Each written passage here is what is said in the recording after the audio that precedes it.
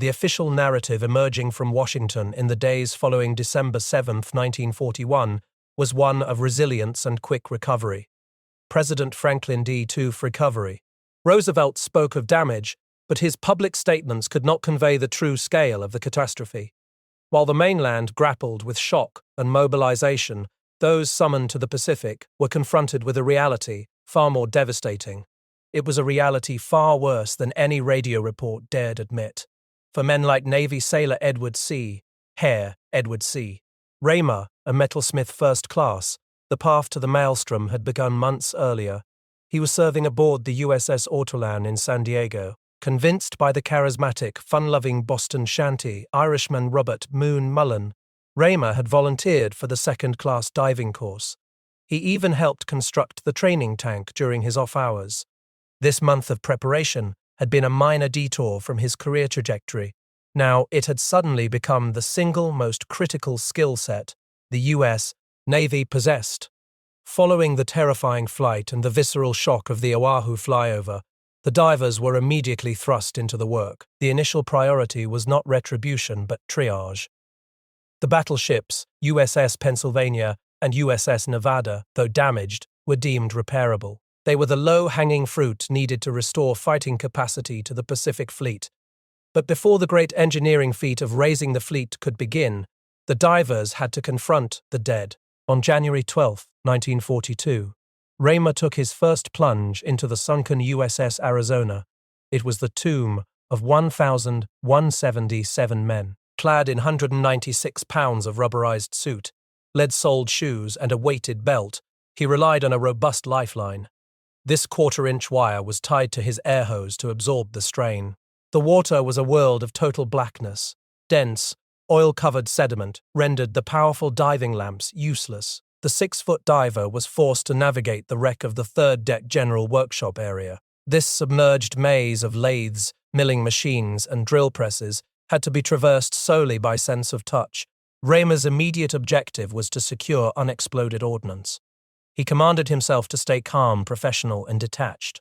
But the psychological strain was immediate and severe. As he fought to maintain his composure, he entered a reality few men have ever endured. He described the eerie phenomenon of sensing and then encountering floating human remains in the pitch black. Panic clawed at his throat as he felt fleshless fingers raked across his rubberized suit. It was almost as if the dead sailor were reaching out to him in a silent cry for help. He spotted ghostly bloated forms floating on the overhead. They were all without heads, a horrifying testament to the violence that had engulfed the ship. Following instructions relayed from the chief torpedoman topside, Raymer located the nose cone of the ordnance wedged under a lathe. He was attempting to secure the propeller lock when his world dissolved into a near-fatal crisis. His air supply abruptly cut off. His lifeline snagged, and the pressure increased, crushing the suit against his body. Filthy, fetid water gushed into his mouth. Bursts of stars and brilliant white shards of light exploded before his eyes. This was accompanied by a loud, pathological ringing. In the suffocating darkness, with panic roaring in his ears, he desperately retraced his steps. He blindly felt along the line until it finally cleared. Only then could he signal topside and be hauled upward to the blessed relief of air and light. This gruesome, grueling work defined the new reality. The salvage operation was not heroic engineering. It was a Herculean task carried out in total darkness. Divers were constantly threatened by falling machinery, jagged, torn metal, and lethal gases generated by decomposition. The successful recovery and repair of the fleet was vital, but the price was only just beginning to be calculated. That price was paid in the mental and physical currency of the divers. The strategic decision was now locked in. Save the ships that could fight again. The Arizona would remain a memorial, but the Nevada, the California, and the capsized Oklahoma were the immediate focus. These ships demanded the unique, often overlooked, courage of the men who worked in the dark depths. The war would be won in part one rivet, one patch, one terrifying dive at a time. The unprecedented scale of the disaster at Pearl Harbor meant that every dive was a journey into a chaotic, unforgiving environment. For the Navy's salvage unit, the work was not just physically demanding, it demanded a total reordering of the human mind. Because the thick, oily water rendered all underwater lamps useless, the divers were forced to navigate solely by a keen sense of feel. This required great manual dexterity and intense hand-to-brain coordination. A diver had to maintain a pathological level of detachment. Every touch, every brushing past a bulkhead, or reaching into a dark cavity might be an encounter with jagged, torn metal. It might also be unexploded ordnance, or the remains of a former shipmate. The psychological toll was immense, exacerbated by the constant presence of insidious, unseen dangers. Explosive gases, generated by the volatile mix of decomposition and ruptured fuel lines, were a persistent threat. Even the seemingly straightforward task of sealing the massive torpedo hole in the USS Nevada proved fraught with peril. Civilian dive teams, initially brought in for their expertise in external patching, quickly failed to secure the hull. Their methods were inadequate for the catastrophic damage. This failure forced the Navy divers, who possessed superior adaptability and resilience, to take on the far more dangerous task of interior sealing. This complex operation required them to work inside the pressurized, lightless compartments. They had to shore up bulkheads and cement leaks from within. Necessity, as always, bred innovation. A near-catastrophic explosion caused by the buildup of unburned gases from a standard cutting torch had been a harsh lesson. This incident led to the critical development of the arc oxygen underwater cutting torch. But even with this new technology, the oppressive atmosphere of Oahu began to grind down the crew's morale. The atmosphere was defined by martial law, prohibition, and unrelenting 14-hour workdays. The divers, operating out of their communal shack, realized they needed more than just technical solutions. They needed a chemical escape. The discovery of 34-pint bottles of 190-proof ethyl alcohol from the Nevada's ship store became a vital, unauthorized lifeline. This white lightning was quickly smuggled ashore, hidden in emptied gas mask carriers. It served as the base for their makeshift still. The resulting liquor was not just a means to get drunk, it was a necessary social lubricant to break the monotony and ease the psychological strain. It fostered the camaraderie that allowed them to function. As their diving officer, Lieutenant Pappy Haynes, observed during a chaotic inspection, the unauthorized enterprise was effective. He famously commented, "You're well-oiled and running smoothly," but the grind of salvage work was complicated not only by environmental dangers but by internal military. The Navy Department's weeks of indecision regarding salvage priorities finally focused the team on the USS Utah. The vessel was lying completely upside down, its interior a chaotic, inverted labyrinth. Lieutenant Clifford Arnold, a nervous, untidy, slightly overweight officer, orchestrated the mission. He claimed the goal was to recover the ship's store safe, containing thousands of dollars, for the benefit of the surviving crew. The recovery of the 400-pound safe was a week-long, treacherous endeavor. It required the divers to navigate a maze of oil-stained furniture and debris. They used chainfalls and blocks and tackles to hoist the heavy steel box. The enlisted men, who risked their lives for what they believed was a benevolent cause, were quickly disillusioned. Arnold's own room steward let slip the truth. The officer's real purpose was to profit personally from the safe's contents. The betrayal cut deep. Diver Ben, speaking for the enlisted ranks, voiced the profound distrust and resentment that immediately took root. He stated that if Arnold would cheat the government, he would certainly cheat them.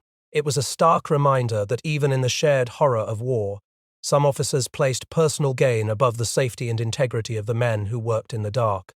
Years later, as the narrator and Moon departed Pearl Harbor on a troop ship, they passed the wreck of the Utah. They shared a final, dark moment of levity, spotting a figure on the capsized hull. They joked that it must be Lieutenant Commander Arnold, still searching for the missing Wellington boot that had become a running joke among the crew.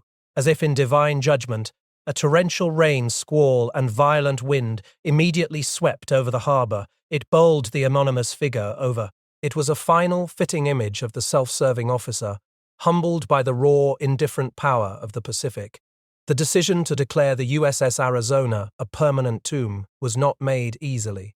Nor was it a purely strategic choice.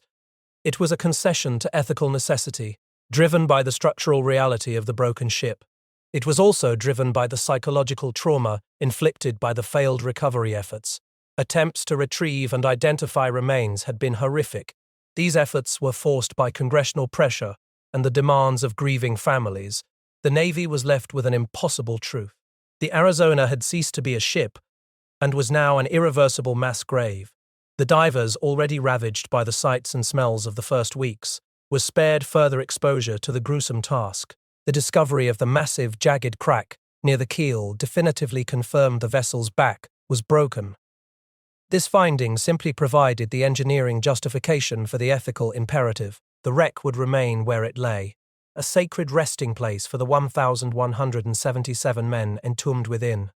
But even a memorial could not be left entirely untouched. The war demanded resources, and the Arizona still held material vital to the defense of the Hawaiian Islands. While the men were forbidden from recovering the dead, they were ordered to salvage the living metal. This included the mission to reclaim the ship's 4.5-inch anti-aircraft guns. These guns were desperately needed to fortify Honolulu's defenses. The heavy-duty underwater work required to remove these massive carriages from the depths was yet another testament to the salvage crew's resilience. They were transforming the tools of the fallen ship into the shields of the still-fighting city. As the salvage work shifted focus to the mammoth tasks of raising the California and West Virginia, the environment of Pearl Harbor remained hostile and tense. The Japanese, determined to gauge the extent of the damage and test American resolve, launched a second minor air raid. Though the attack failed to inflict significant damage, the mandatory power shutdown during the ensuing blackout nearly caused a disaster for the already compromised California. This highlighted the constant, nerve-wracking threat of renewed assault. Adding to the external dangers was an internal corrosion of discipline. The pervasive finders-keepers mentality that took root among the divers led to a dangerous proliferation of salvaged weapons. To the enlisted men, the rusty .45 caliber pistols pulled from the watery darkness were historical artifacts. They were proof of their time in the belly of the sunken fleet. To the naval command, however, they were stolen government property, fueling a dangerous black market. The FBI, led by Agent Smith and Matheson, launched a full investigation. They linked the theft of the pistols to a severe rash of lost ID cards and an overall breakdown in security. The resulting crackdown and arrests underscored the conflict between the brutal visceral reality of the divers' work and the rigid regulations of the military machine. Despite the psychological and physical grind, the American salvage operation was a monumental success. The California and West Virginia, once symbols of devastating defeat, were successfully sealed and daughted. They were readied for the long journey to the mainland for extensive refitting. They were ships that would fight again.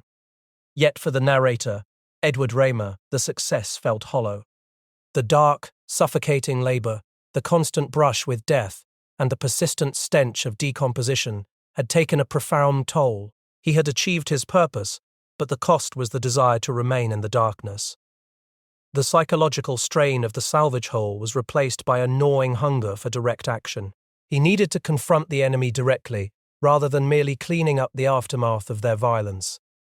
Accepting that his dream of becoming a naval aviator was permanently closed by the needs of the diving command, Raymer, alongside Moon, volunteered for the first available duty in the active war zone. On March 2, 1944, the narrator departed Pearl Harbor aboard the troopship McKinley. As the vessel pulled away from the dock, the final, solemn image of the salvage operation defined the moment. The McKinley passed slowly by the wreck of the USS Arizona, its superstructure still visible above the oily water. In an act of profound, silent respect, every hand aboard the troopship stood at attention. They offered a final, unified salute to the 1,177 souls resting below. It was a silent acknowledgement of the sacrifice made, and the new sacrifice the men aboard the McKinley were now sailing toward. The phase of grim recovery was over. The phase of direct confrontation had begun. The shift from the murky, oil-slicked harbor of Pearl to the azure waters of the South Pacific offered Edward Raymer a temporary reprieve from psychological darkness. But the environment of the Solomon Islands proved a far more pervasive, insidious enemy than any Japanese destroyer. The Guadalcanal campaign was not just a conflict waged against a determined foe. It was a chaotic, desperate struggle for survival against the jungle itself. The official record confirms that USA, Hayashjo's page confirms that USA forces suffered more casualties from malaria, dengue fever, and dysentery than from enemy action. The ground was a perpetual swamp of muddy bogs and stagnant pools breeding mosquitoes that carried sickness. For men like Raymer, constantly wet feet led to debilitating jungle rot. This painful condition underscored the sheer physical misery of life ashore. In this environment of existential threat, shortages were not mere inconveniences, they were life-or-death realities. Food was limited to Australian corned beef. Luxuries like fresh water, soap, and tobacco were virtually non-existent. This logistical nightmare meant that naval salvage skills were not just useful, they were critical to maintaining a fighting presence. When the destroyer USS McFarland was crippled by a bomb hit and her stern destroyed, the engineering officer, Lieutenant Chambers, could not wait for a supply chain that barely existed. Necessity drove him to an absurd but effective solution. He constructed a new rudder using salvaged Japanese telephone poles and steel beams. This was a testament to the ingenuity required when the supply line was broken. The strategic importance of every vessel, no matter how small, was amplified by the precariousness of the American position. The brutal reality of the sea war was hammered home when the fleet tug USS Seminole and the patrol craft YP-284 were lost. Though quickly overwhelmed by a powerful Japanese task force, their desperate fight bought time. That costly engagement ended in the thundering roar of the Seminole's explosion in Iron Bottom Sound. Crucially, it delayed the Japanese fleet just long enough for U.S. aircraft to strike later, preventing a critical reinforcement of the island. The true visceral horror of the war at sea was not measured in sunk tonnage, but in human suffering. The recovery of the survivors from the sinking of the Meredith and Vireo had already scarred the Seminole's crew. Raymer and his shipmates had been forced to haul men aboard who were terribly burned, their flesh hanging in tatters. Many were delirious from 3 days of exposure. The sight of the sea boiling with massive tiger sharks, marauding the wounded and the dead, remained a defining, gruesome image of the conflict's true cost. It was a moment of profound shared trauma that few men could ever truly process. The stakes remained impossibly high throughout November 1942. The massive naval engagement of November 13th and 14th was the critical turning point that determined the fate of the island. As the skies to the north erupted in brilliant flashes of orange and red, the heavy cruiser USS Portland gave a heroic account of herself. She sank an enemy destroyer before taking a crippling torpedo hit. The damage was catastrophic. A torpedo blew off her 2 forward propellers and jammed her rudder 30 degrees to starboard. Raymer and Moon, using an underwater cutting torch, managed the Herculean task of severing the massive steel rudder arms to allow manual steering, yet the Portland was still a wreck, a floating testament to naval resilience. Shipfitters had welded 16-inch I-beams across the gaping 50-foot hole in her starboard plating, but she could not sail alone.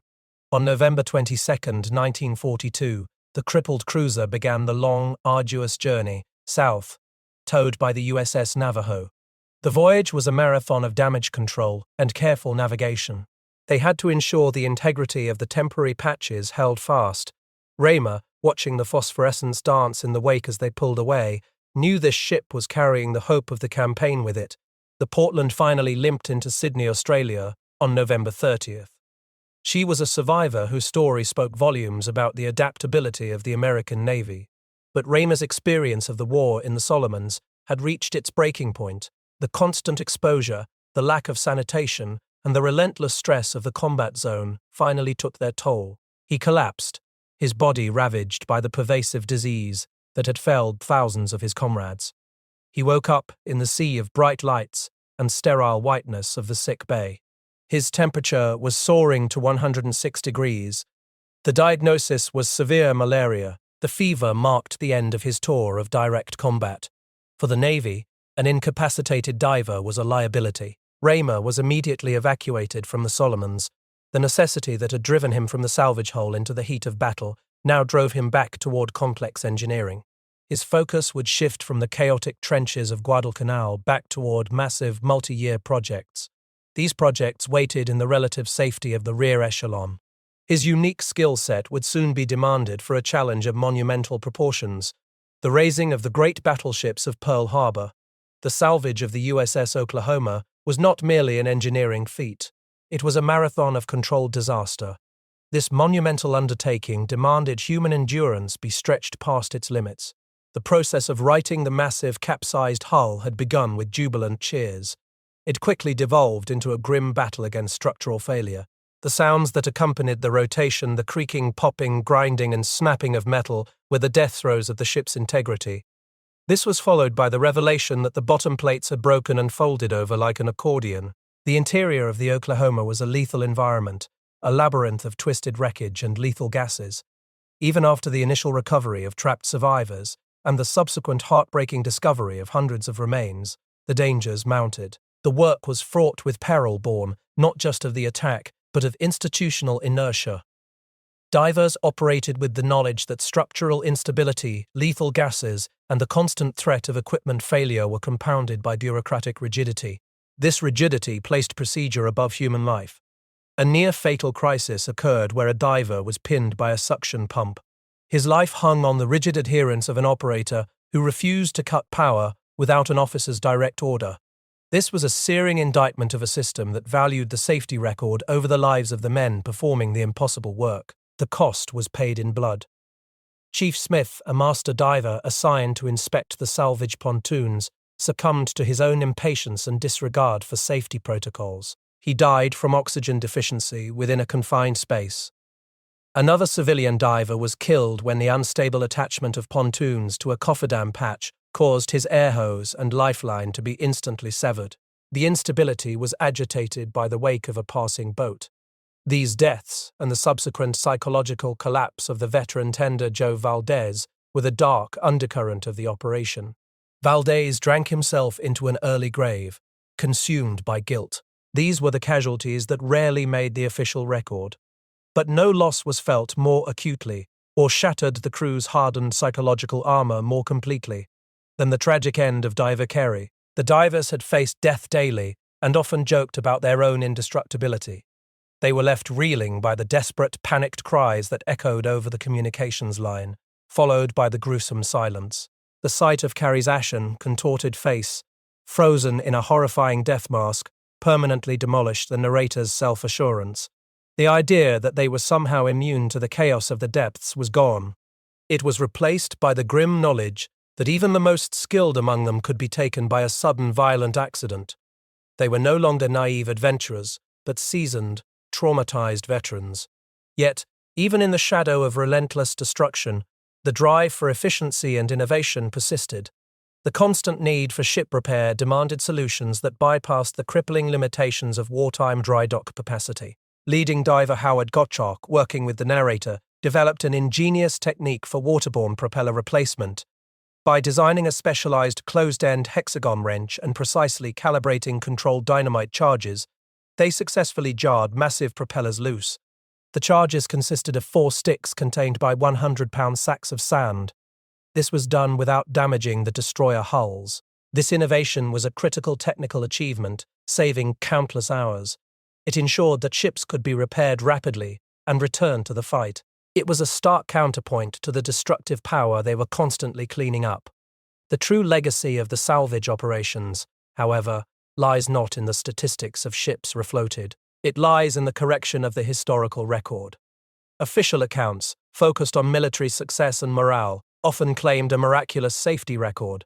This sanitized version of events deliberately omitted the casualties, injuries, and deaths suffered by the salvage personnel. The narrator, Edward Raymer, recognized that his memoir was necessary to fill the historical gap. It ensured that the immense difficulty, ingenuity, and bravery of the divers were finally acknowledged. He challenged the persistent myths. He debunked the absolute falsehood that women were involved in the perilous process of salvaging the sunken ships. He also argued that the contributions of key vessels were not accurately recorded. The record of the USS Seminole's salvage work was consistently understated.